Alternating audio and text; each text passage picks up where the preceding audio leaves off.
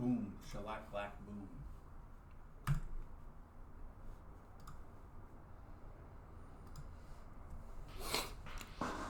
All right. Welcome to Two Sweet Lambruscos. My name's Paulie Firm. Billy Loins. Showing up with the fucking pickles and the black and white cookie like a fucking boss. You have no idea. Like, it's just little things like that like us East Coasters, where someone like, you're like, okay, you went to get bread so we could have sandwiches. I'm like, you got to get rye bread. Like, I'm going to go to this Jewish deli. Already, I'm like, fucking just, infatuated. I'm so happy. And then you show up with a black and white cookie and fucking kosher pickles. Yeah, man. Dude, that's like the happiest I've been, like literally in like a year and a half. Yeah, right on, dude. That sandwich was bomb. Yeah, dude. The Ted Danson sandwich. Tip of the hat.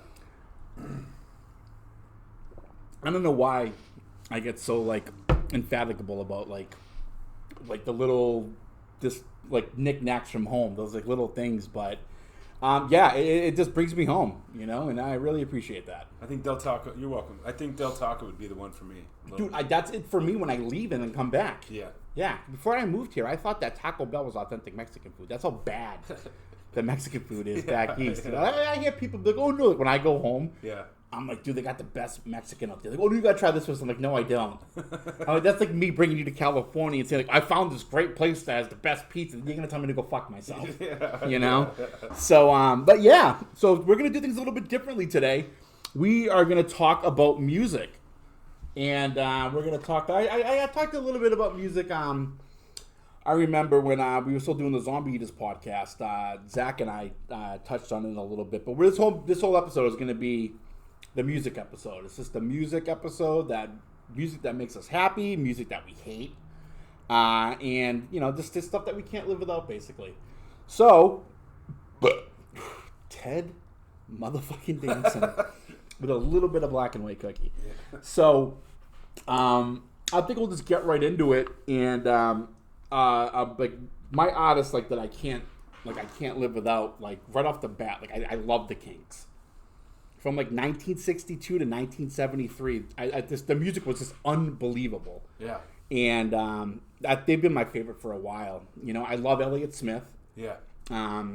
He's been a big part of my life. Like, he was one of those people where I listened to music, and like he was the person I would listen to for like every mood.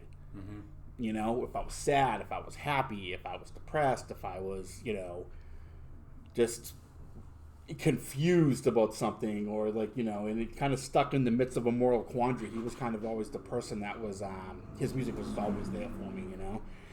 What about you? Like, I'd say the Kinks and Elliott Smith for me are like 1 and 2.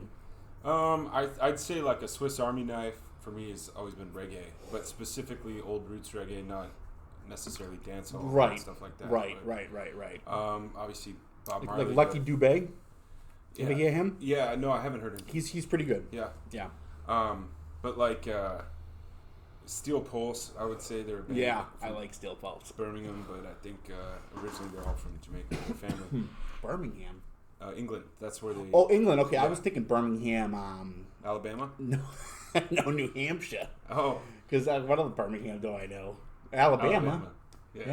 Yeah, that would be weird if Steel Pulse was from Alabama. Yeah, if that was like found out. New Hampshire, right? Even weirder. I think New Hampshire would be like, it would still be fucking weird. Don't get me wrong. It'd be a little bit easier to swallow. They'd just be granola kids though. Like, and everyone thought like I was introduced by this dude in 6th grade, so I was 11 to reggae. I mean, outside of like maybe a couple of songs on some Stevie Wonder stuff growing up, but. It just turned into like something that's like an amalgamation. Yeah. And it calms me down. And then everyone thinks it's like reggae, you smoke weed or something. Yeah, reggae has a way of doing that. I agree. It calms me down too. Yeah. It does. Well, the goal is to mimic the heartbeat, like a resting heartbeat. Yeah, that Rastafarians, they don't use the word diet because it has the word die in it. So they call their diet livets. Yeah. Yeah, the same thing. If the word has down in it, they'll change it. Right, to up. It's a very upbeat people. They're very conscious about the words they use. Yeah, right. And a lot of people don't realize like the negative effect that some words can have. Yeah, they're aware of that. Yeah, that's pretty cool. Yeah, like that is pretty cool. If someone says nervous before when I was in my performing days, yeah, it would make me nervous just hearing the word. Right. I'm like, dude, what? Right. Don't fuck. Yeah. Right. Yeah. I never really thought of it that way. I remember when I was doing stand up, I used to my whole routine besides the alcohol, and I don't know if you saw, last week I was talking to Andrew about this how I performed at a gay club. And I had no idea that it was a gay club, But I used to always just like put on my headphones and just listen to something to get me like in the zone. Right. I listen to like old Lenny Bruce or like Richard Pryor, just something to kind of like get me like into the zone. And I remember one time I took off my headphones and I was walking out to the stage and this guy goes, "Hey man, break a leg," and I'm just like, "Fuck you!" It like, took me completely out of my rhythm, dude, and I fucking bombed. Oh, you blame this dude? Yes! Trying to wish if you he well. hadn't said anything to me, who knows what would have happened? I'm trying to flirt with you, bro. This wasn't the gay bar. Oh. No, this is up in Syracuse. And it was just like... Yeah, you guys deal with people wishing you well differently on these Yeah, Coast. we do. We do. Don't say fucking break a leg. There's nothing positive about that. Yeah. I walk out on stage, I slip on a banana peel. I don't know why a banana peel's there. I break my leg. It was in your short-lived prep. Then I go up to the guy. I'm like, "Are you fucking happy?" I broke my fucking leg. Okay. When I'm healed, you're fucking dead. Yeah. Break your leg. Yeah. Yeah. Break your fucking face. You showed that hypothetical motherfucker. And there's also like so we used to always this is kind of what inspired me for the next set we're gonna do about the entrance music, like the house DJ, like the house announcer. Yeah. Would always be going, "Want me to play anything when you walk on stage?" And I'm like, "I don't know, you pick something." And this dude was also fucking, he wasn't a comic, but he was hilarious. Yeah. So I'm walking, he introduces me, and he starts playing fucking YMCA. I walk out on stage and I'm like, "Seriously, dude?" Yeah, he's a little bit of a comedian himself. Yeah, and it stuck. He played it every time I played that place. It was great. Dude, I worked on a little cruise ship in Newport Harbor for a summer, and we'd have weddings all the time. Yeah. And it was like the same 3 DJs that worked all the different boats. And just as a lark, I walk into the DJ before the guests arrive, and I'm like, "Hey, dude, I'll give you $5 every time you hit those air horns." Like, the boat horns? No, but it's like. Oh yeah. Like, every time you do that, I'll give you $5. And he goes, "Oh my God, look at this!" And he holds up a piece of paper, and it was the music request from the groom. All it said was "no fucking air horns," and I was like, "Oh, dude, how perfect is that?" You gotta do it. Yeah, he didn't make $5 that night. He didn't do it? No, he went with the groom. Oh, yeah. What a pussy. So, other music that like I feel like I can't live without, and music that really like inspired, like the music, like these artists inspired like the more current artists that I like. Mm-hmm. Like I'll say first of all, I'm a huge Scott Weiland fan. I love Scott Weiland. I loved STP.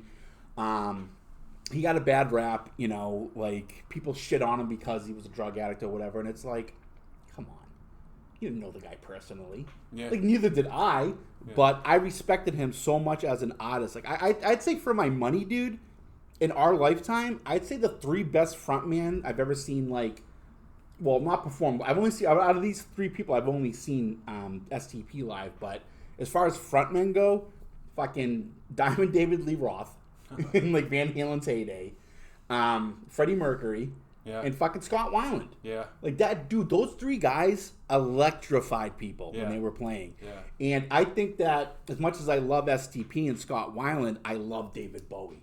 And when you listen to like Weiland's like solo stuff and even tiny music from the Vatican Gift Shop, you hear a lot of Bowie in that. And I think that like if it weren't for David Bowie, I don't think STP would have been, or Scott Weiland would have been the way he was. I certainly don't think Lou Reed's first album would have been as good as it was because David Bowie produced it. Mm-hmm. And I don't think that T-Rex, what those first 2 albums he did when he branched off from the like folk artist he was with the Slider and what was the other album he had? The with Bang a Gong on it, Electric Warrior.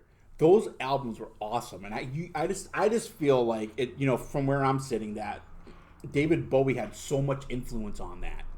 Yeah, he was so eclectic that I think his influence is actually more far-reaching than we realize in a lot of different genres.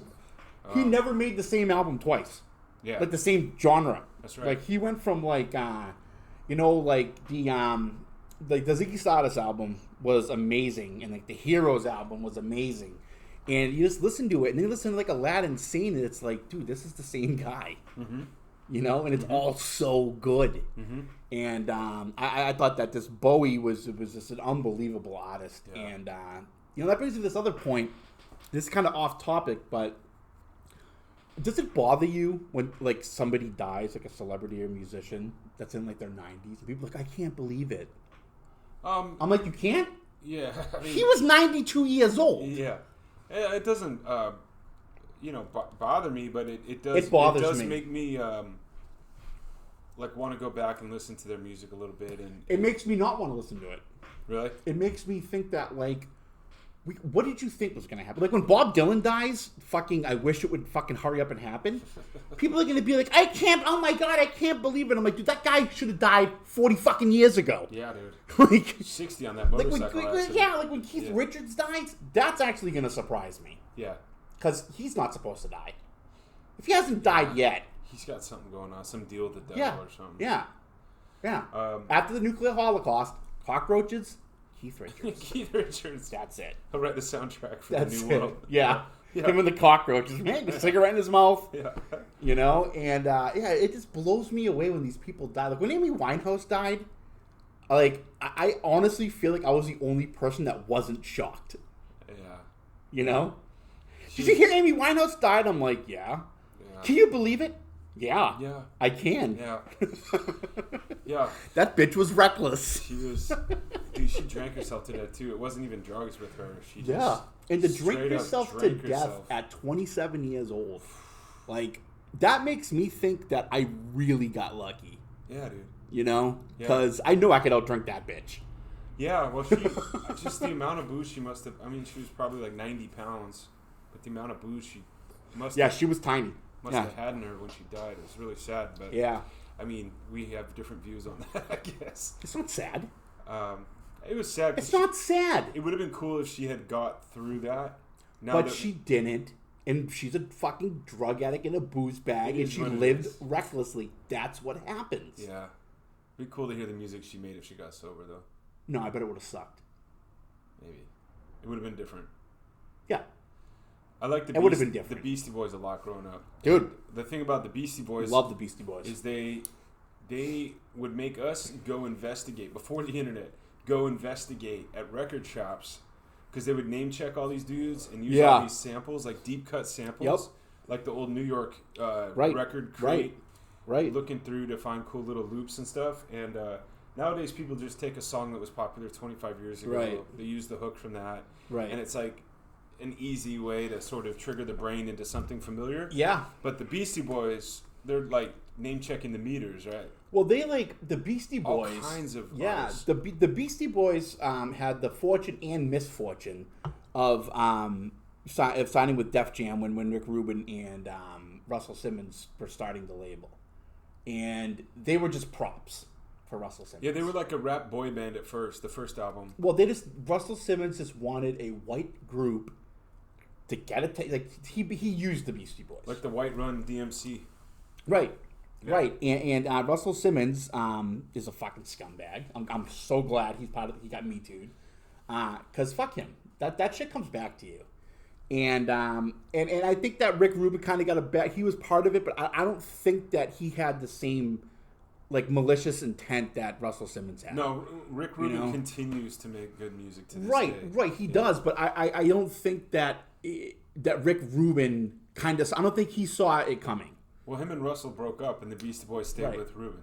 Well, they didn't after Ill Communication, because they self-produced Paul's Boutique, and then which is my favorite of theirs, by the way. Absolutely, so absolutely. But anyway, I don't want to get down that rat hole. I could really get into that, but they sampled Eugene McDaniels, and for people that know Eugene McDaniels, I love Eugene McDaniels. He started off as like a Sam Cooke kind of artist, and then he had segued into more like Kill Whitey kind of like funk rock music, and Hellas Heroes of the Apocalypse, and that was the first one he did, because he was just Gene McDaniels. Then he went to Eugene McDaniels, and the Beastie Boys sampled him like 3 or 4 times, and that is how I heard about Eugene McDaniels. Yeah, exactly. You know, like I heard the sample, and I was like, what is that? Yeah. And so I fucking went online. Yep. Couldn't find it. Yep. I even tried to say, what's that sample in the Beastie Boys song? And I went on Reddit, which is my first mistake. Because those people are such fucking like pompous know-it-alls. And like all the answers are wrong. I'm like, no, that's not it. They're like, yes, it is. Look at the liners on the album. I'm like, it's not on the fucking liner notes. That was the first place I looked. I went to fucking Best Buy and found a used CD of that album and looked at the liners. Yeah. Didn't see it and just gave it back to Best Buy. I'm like, I don't need this. I have nowhere to play it. So you bought it just for the intel. It was like $3. I'm like, that's worth it. And so anyway, what to solve a question on Reddit? Yes, to show him that he was wrong. And I took a picture of that shit. Yeah. And I posted it on there, and I was just like, dude, arguing with people on Reddit is like pissing on a forest fire. You know what I wrote too? What do you're only proving it to yourself. Well, yeah, but still, I got a lot of upvotes. They liked me. So I put a picture of the liner notes on there with the tagline. I wrote "in your face." In your face. Not even yo. I wrote a WOUR. And I posted it, and I was like, "Fuck! I should have changed that tagline." And then like I got a response back like, "Yeah, in his face." I'm like, "All right, cool, that works." You're like, I guess I won, and I can sleep tonight. I'm in a room with a bunch of white hip hop fans, so I guess that worked. But yeah, so Eugene McDaniels was another one. Fighting the good fights, bro. Yeah, I'm fighting for the white man. So that was another one. That's not what I meant, but yeah. I ended up like figuring it out. I think Isn't that cool? Like, yeah, I used to love doing that because we didn't have internet and stuff like that. And even when we did, we went to college. We had like landlines that were like fast, like T1. Yeah. We were that generation. My father put up. Oh man, it was so cool to like. It was like a detective, you know, to find out. Yeah, like a music detective. Like, yeah. Oh, dude, that's from that song, and then and then you realize actually it makes it accessible too if you are a musician or an artist, because you're like, all right, everyone is trying to emulate someone else, right? Oh like yeah. Elvis was trying to sound like art a certain is so singer. cyclical. Yeah, and they get inspired by those people, and they try to sound like them, and of course come out sounding like their own unique. Right. It's actually funny on that point, too. Well, let me say real quick about Eugene McDaniels. How I ended up finding out it was him, my buddy Sean, who was also a bartender at that restaurant I told you about where I met Kobe. What's up, Sean? Sean's a good dude. He's probably really drunk right now. But we were at his apartment one day after work, and he has a record player in his room, just crates of records. Yeah. And he's like standing up there, like smoking a blunt like to his head, because I didn't smoke weed. And he's like, "Hey man," he's like, "You ever hear Eugene McDaniels?" And I'm like, "No." He's like, He's like, "Dude, you gotta hear this. You gotta check this out." He's one of those guys that like says it like 15 times. "Dude, you gotta hear it. You gotta hear it. You check it." I'm like, "All right, fucking put it on." He's like turning the lights on and off like 6 times. Yeah. I'm like, "Hey, do that and then smoke more weed. You're really fun." He's like, "All right." He's like, puts it on, and like the second song came on, and I was like, "Whoa, play that back." He's like, "All right." Doesn't everything. He's up there like fucking just stoned. He's like, "This pot," he played it at the perfect moment.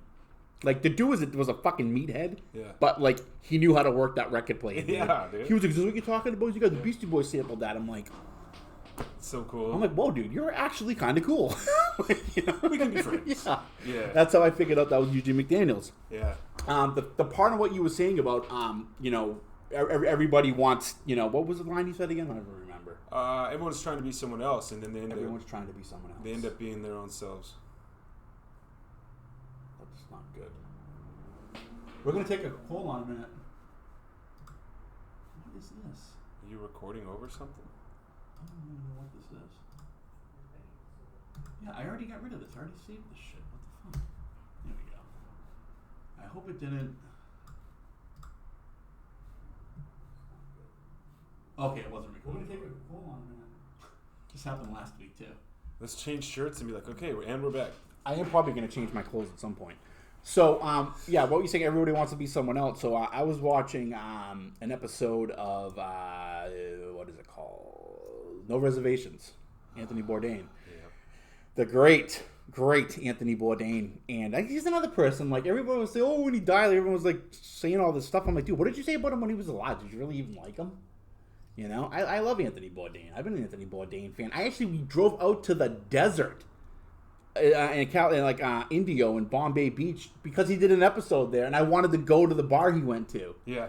But he did this episode with Josh Homme, the lead singer of Queens of the Stone Age, and Josh was talking about how, like, you would get, like, ridiculed.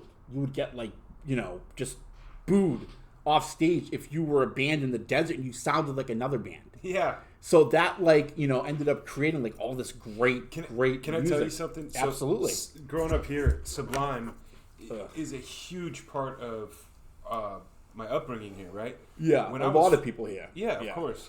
And when I was 14, I went to a house party in Huntington Beach. And Sublime was playing in the backyard. They showed up and played in the backyard. A fight broke out. 2 of the back fences got knocked down. Cops were called. We get out of there. Yeah. But at the time, this is like 2 years probably before they The hit self-titled album. Yeah, I think it was 40 Ounce to Freedom, or maybe that was out already. But before they broke 40 on Ounce is a K-Rock. good album. Shout out to K-Rock, rest in peace. What the fuck is K-Rock? It's like the rock station that broke. Why'd you say rest in peace? Well, because they're different. Their format is they're still they're K-Rock, still K-Rock? but they're getting rid of all the DJ. They're like The Wave? Yeah, exactly. They're owned by like iHeartMedia or one of them. I know The Wave because Derek, that used to live here, he listens to The Wave in his car. It's very soothing. It's, yeah. The Wave. That's so good. So I'm just start doing that every episode. Yeah. You got a sound clip of it. But the thing with Sublime, when we heard them live, we're like this. We're like, dude, they're jocking like 10 of our favorite bands. Like, they're just jocking them. Like, they're trying to sound like... And then that's how I feel when I hear, like, bands like Dirty Heads and shit. But then when you get older and you realize what he was actually doing with those... That he also name-checked all those references at the end of his album. Yeah. Like, shout out to all of them. You're like... Oh, it's not so easy to do what Bradley Nowell was doing, you know what I mean? No, it's not. And to play and sing and have all those styles and influences. Like, I was listening to a Yellow Man record recently. And, that dude's creepy. From, like, yeah, he's from 1982. Yeah. He, my buddy's like, dude, is that where Bradley Nowell got this? And I was like, yeah. I mean... Right. The album came out in 82. What's the likelihood that was shipped from Jamaica? I think that Bradley Nowell was born in, like, what, 70-something? 78 maybe? Maybe 68, 70. Yeah. But anyway, that's another band that... Yeah, Sublime for me, like, I don't mind Sublime, but the thing is like, they weren't, like, what Sublime is out here back east. Yeah. And, of course, I've heard, you know, like, at that point, I'd heard, like, you know, everything from the self-titled album, the one that made them global fucking stars or whatever. And but I never heard like Robin the Hood or 40 Ounces of Freedom or anything like that. So I come out here, and Sublime was big enough back east where, like, I was sick of that album, you know. Mm-hmm. And my buddy that I was staying with in Long Beach, he was like, "Hey man, you like Sublime?" I'm like, "I don't like." He's like, "What, the last album?" I know. He's like. I mean, as great as that album is, it's just, you can only listen to something so many times before you're like, okay, I get it. The bitch went the wrong way. Like, it's enough. All right? I know what you got. You got a fucking dog. Van smells like shit. Fucking take a shower and wash it and give the girl some fucking direction. Okay? So, he's like, oh, well, check this out. And he played fucking Robin the Hood. And I was just like, dude, this is awesome. Yeah. But... the thing with Sublime is that, like, other bands ruined Sublime for me. There's a lot. That's how popular they were. Like, anybody here that says that Dirty Heads is, like, a fucking creative band is not listening to the music. Oh, yeah, I don't know enough about them. They're awful. Yeah. Okay, then I'll take your word for it. Awful. I worked with a girl who's, sorry, honey, smoking hot. Yeah. And she liked Dirty Heads. And I was like, I'll put up with this. I'll put up with it. And then one day we're in her car, and I'm like, will you turn this fucking shit off? And she was like, what, you don't like it? I'm like, I fucking hate it. And she's like, why didn't you say something? I'm like, because you're hot. Yeah. And she's like, oh, that's nice. I'm like, and stupid. I couldn't stand it, dude. Well, they did something that is hard to do, which is they managed to write an album without getting copyright infringed. Yeah, that too, nowadays. But they it was seamless, the way, like, there's a few albums where you can listen to the whole thing straight through. And I think it has to do with the shortened time in between songs for them. But each song of theirs flows into the next song, almost like you're at a live set. Mm-hmm. And so, you know, for me, like, there were bands where you cherry pick the songs, like the good songs that are good to you, or whatever. You skip over a few. Sublime, straight through, man. Yeah. Doesn't matter which album it is. Yes, Sublime had that kind of artistic talent where, like, they were able to, like, he basically, like, was writing a story. Yeah. I don't want to say like a concept album because they didn't write concept albums, but it was definitely thematic of something, the way that he was able to intertwine everything. Well, he was able to write about his current place in time, not the future, not the past, but that point. That moment, You know, the riots were going on, like in LA and certainly in Long Beach. He was able to somehow capture what was actually going on in that part of the world at that time, which is all you can ever really hope for in a great artist. Right. And he did that so well. He did. And that's a hard thing to do, man. Yeah, it's certainly not easy. And the thing is, too, is like, I'm not a musician. I'm a fan of music. I love music. Music is like, you know, like this something to me that I cannot go a day without listening. Like, there's not been a day in my life that I can remember where at some point I wasn't listening to music. Yeah. You know? And especially now being in school, like, you know, I have like music that I listen to, like, just I make playlists like primarily for studying. You know, and that's like mostly like Thelonious Monk, Chopin, you know, it's classical jazz, like bebop jazz, like, you know, Coltrane, just music that like I can listen to it and it helps me focus. Yeah. And I remember when I was listening to I was listening to Gore one day. Right on. Trying to study. How'd that work out? Not well. And you're like holding your pencil like this, like fist. Just like spitting blood on people. And I'm listening to it, and I remember my girlfriend texted me, and I didn't respond to the text, and so she called me, which is fucking annoying. And so, I'm trying to like play the story off like I was in the zone when I'm listening to Gore trying to study. Yeah. So I answer the phone, and it's like still playing, and she's like, "What are you listening to?" I'm like, "Gore." She's like, "Aren't you studying?" I'm like, "Yeah." She goes, "Dude." She goes, "Listen to something else. I'll call you back." I'm like, "All right." Yeah. So I hang up and I put on one of my study playlists, and I was like 110% more productive. Yeah. It's how it works. If I put on music that doesn't have lyrics, and not specifically like Thelonious, because he gets so creative with his chords. Yeah. Same with Coltrane and Miles. Yep. It has to be like, I fucking love Miles Davis. It has to be music that I already know. Yeah. Or like specifically classical music, which is the period of classical music, which is like Mozart, right, little beyond. No, I agree with you 100%. I can't listen to something new. Distracted. Yeah, I can't listen. I can't like investigate like a new album by somebody or you know, a new genre of music that I haven't heard before while I'm studying, because I'm focused on that. Yep. But you're right though, with like Coltrane, even though they're so complex, the way their arrangements and everything. Yep. It's for me, it's perfect study music. Yeah. Even some of like the instrumental Beastie Boys. Yeah, dude. Is really like Sabra Salsa and Root Down was Root Down, all that stuff, dude. And so so got me into Tiesto and some of the more modern EDM type stuff. Like without that dude's still your friend? Yeah, we're really close. I'd reevaluate that. Well, I was like, here, send me some EDM stuff. Do you look how critical I am on one hand and so like I'm like yawning over, like just like pouring love over music in one sentence, and the next sentence like shitting all over something. Well, dude, if you're gonna spend $3 for a used CD to buy the liner notes to win an argument on Reddit, then no, I'm not really all that surprised. I got to be honest with you. That was more of a MySpace move that I did. That's a strong MySpace move. Reddit, yeah. Oh, that's pretty dope, actually. Sorry, what were you saying about Tiesto? Well, but anyway, so some of this like electronic music that doesn't have words to it. This is more newer for me. Like at this age, you usually kind of figure out the music you're into, and you stick to it because that's just the way it goes. Creatures of habit, yeah. Yeah, same with Friends. Like I have Friends. The TV show? No. Okay. Never was really a big fan of that. I couldn't quite understand it. Everyone loved it. Not everybody. I remember going. I'm looking at a guy right now that didn't like it. He's looking back at one that didn't like it. Yeah. Well, Thursdays was like must-see TV, right? So Seinfeld, Friends. I don't remember. Back in the day, we'd go to like there was always a Mormon family that had a huge couch. And so we'd all huge couch. Yeah, They do like, have big couches. Just like because it's 18 kids. Yeah. So there's one family. I loved them all, but they had like the Pepsi guys. Probably no different. No, different. How many it's fucking like Mormon families did you know? You know, the right amount. So there was like 7 or 8. What is the right amount of Mormons? I don't know. You get to choose. It's a grab bag. Your sure choice. They're probably like, how many Christians do you know? Or too many. Yeah, exactly. But we'd all sit on this couch and watch must-see TV, you know, and we'd watch Friends, and the only reason I ever went is because there were cute girls there. You know, that was one of the best marketing moves that a network television series like they ever made. Like that has such like allure and such like captiveness for a family. Yeah.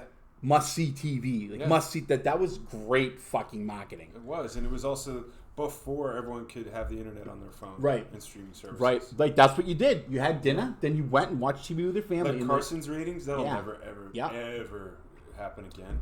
So another note, like other bands that like I really love, like Mike Patton, everything he's done. I'm a big Mike Patton fan. Yeah. And the thing that's great about Mike Patton is he's done so many different projects that there's always something different with him to listen to. Like from Faith No More, Mr. Bungle, Fantomas, Tomahawk, and then like he does music. You know, he's fluent in Italian. He did an album all in Italian. I didn't know that. Yeah, that's pretty cool. Yeah, and he did stuff with Lovage, which was like kind of like I'd say like punk, dubstep, jazz, dude. It was just all over the place. Yeah, and he's just an amazing artist, you know. And I also love I love like current and older like progressive rock, like King Crimson.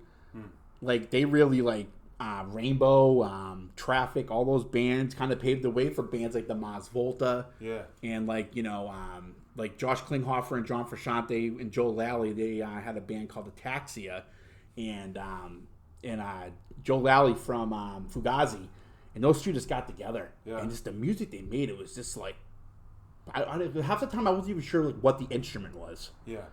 I'm just like, what is that, a sitar? That's pretty cool. Yeah. Like, what is he playing? What is that? Is that a xylophone? Yeah. Those aren't even the same instruments. What's he fucking playing? Yeah, what's happening? Yeah, exactly. I like music that makes you think. Yeah. You know, I like music that like challenges you to think and challenges you to like, you know, just like, what is this? Mm-hmm. It's so good, but like, I want to know more. Right. And those are the artists that like, you will go get their next album. Yeah. You know? Yeah, dude. Yeah, and that's how I feel about Queens of the Stone Age. Josh Homme does so much different stuff, and always has like a rotating people coming in and out. Yeah. And he's making music, and it's just always like, it's always different. Mm-hmm. It's always something I'm like, I never heard that before. It's great. Yeah, you know? That's pretty cool. Yeah, where I grew up was mainly black people and white people, and then when we moved in junior high and high school to a different part of Southern California, it was mainly white people and Latinos, and so you can imagine the music.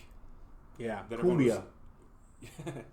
The Cuban music. That's dope ass music. Yeah. Those African rhythms. That's some seriously cool music.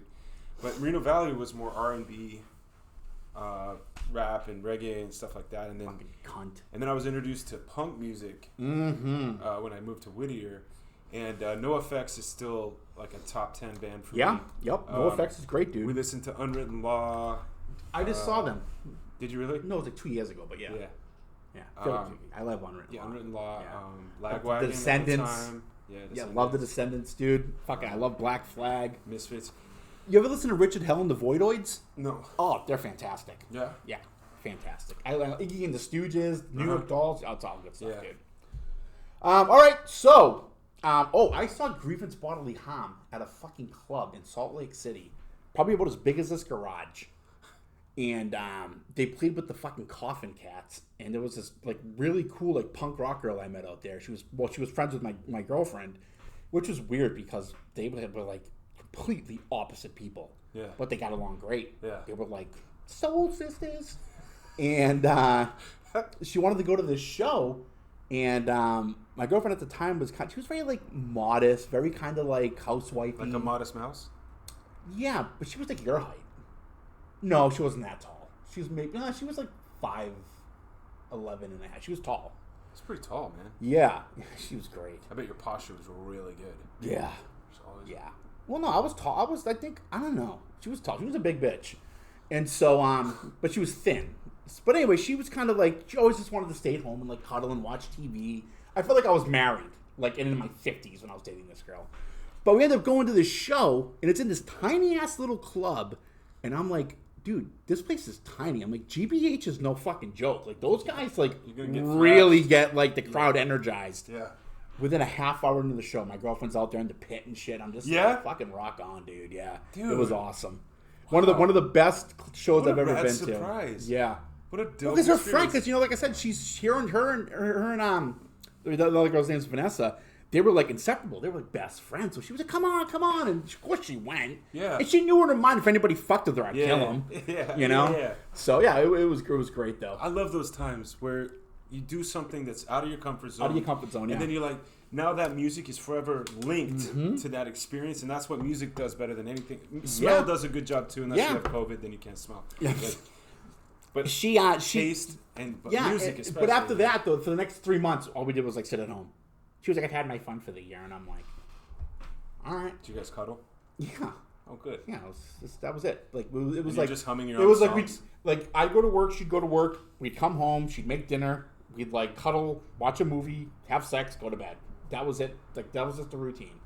And like on the weekends, we'd go out to like, you know, different mountains out there or like different areas of the state and like go on hikes and stuff and do like I think I'm finally outdoorsy at a time in my stuff. life where that sounds pretty good. Dude, it was fucking great. Like at first I was like, I always wanted to do stuff during the week, you know, because I mean, I'm not the kind of person to just sit at home. But after like a month with her, I was just like, I just got so comfortable, and I was like, this girl just wants to fucking be loved. This is how she wants to do it. Dude, you were a tomcat and you became a house cat. I was a fucking bulldog.